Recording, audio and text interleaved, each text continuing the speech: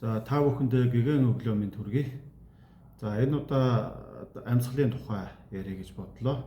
За хүмүүс ер нь бид зөв амьсгалдаггүй, буруу амьсгалдаггүй гэсэн юм асуултууд их гарч байгаа. За ер нь бол хамраараа энгийн 50 үед бол хамраараа авч явах хэрэгтэй. Тэгээ гүүж харайх ч юм уу бие сэтгэлээ ачаал авсан үедээ нэмэлтээр хамраа авч ядгаа.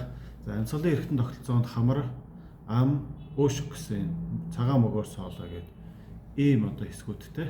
За ер нь бол хамраараа авч явах хэрэгтэй амьсгалыг. За хамраараа авснаар энэ агаарт байгаа тоосонцор, вирус, бактери, мөөгөнцөр гэдэг ч юм уу энэ биеийг одоо хордуулагч юм хүчин зүйлсийг хамар маань шүүгээд за хамрын салстаас гарсан шүүрлэр энийг халдваргүйжүүлж тэгээд гадагшлуулж яадаг юм зохицуулттай.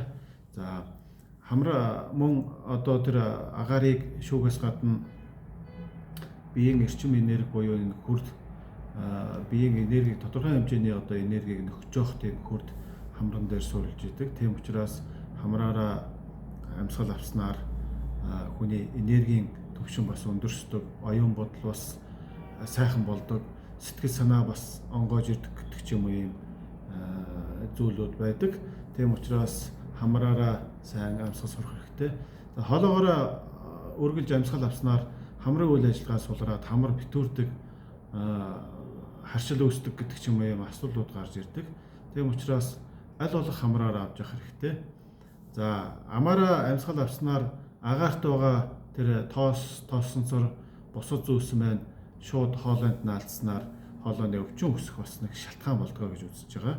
Тийм учраас аль болох хамраараа амьсгал авч сураарай.